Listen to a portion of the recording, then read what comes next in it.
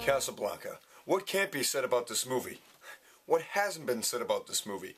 Man, this is going on its 70th anniversary. Can you believe that?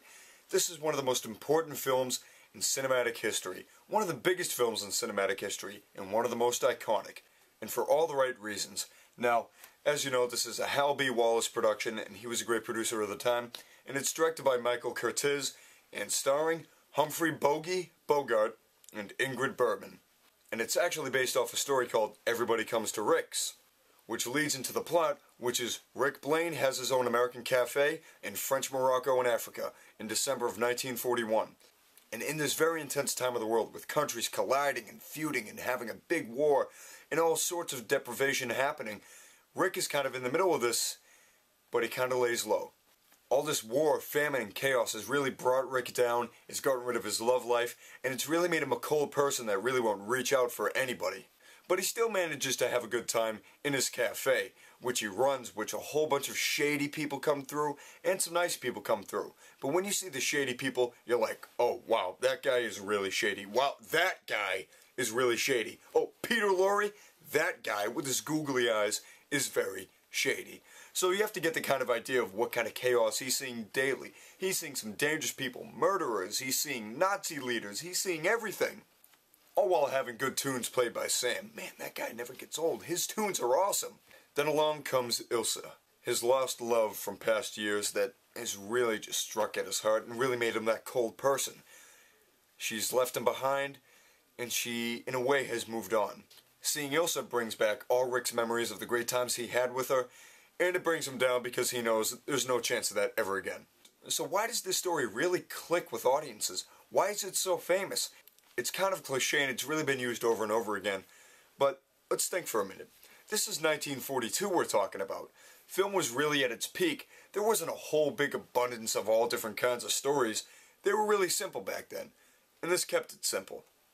My number one concern with films like this, and it comes through, the characters. The characters are very likable, they're really interesting, and they're daring and they take risks, especially Rick, played by Humphrey Bogart, who does a fantastic job as usual. Classic Bogey.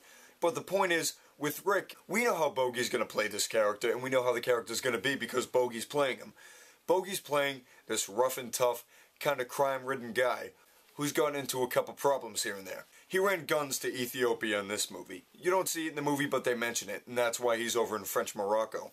And he's playing that kind of slick, tough guy that really doesn't put his neck out for anybody, and he just really wants to keep to himself and have his own peace in mind. Ingrid Bergman plays the femme fatale we usually saw in all those kind of film noirs back then.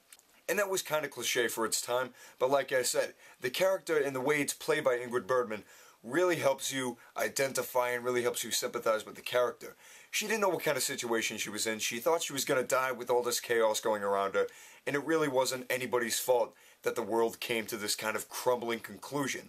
And that's why we feel bad for the characters, and there's a lot of aspects as to why we like them. We like Rick because he's brave, because he's slick, because he's daring, because he's a very smart individual, he's cunning. Ilsa is beautiful, she's very intelligent, she's forgiving, and she's very sorrowful what she did and what she had to do to get to her current situation. The directing by Michael Curtiz is fantastic. All the acting, all the sound effects, all the lighting, all the drama come together really seamlessly because you feel like you're watching this right in front of you. Because it's so timeless and a classic, you really don't think, oh, somebody made this. You just think it really happened. It's right there. And let's go back to lighting. Remember, this is a film noir. Now, film noir literally translates to black film. Now, this is going to have a lot of cool shadows, a lot of cool lighting sequences, and we get them. They're not the best, but they're really cool to look at, and I love the film noir look. Like I said, all the acting is fantastic. Bogart, Bergman, Henry, we have Claude Rains in there, we got Peter Lorre. We have some excellent actors of that generation in this movie. This is pretty big. It's very interesting, it's intelligent, it's well written, it's great to look at. This is one of the best movies of all time, and you should really take a look at it. A rating? Why should I even think of giving this a rating? You know what it's gonna be. There we go.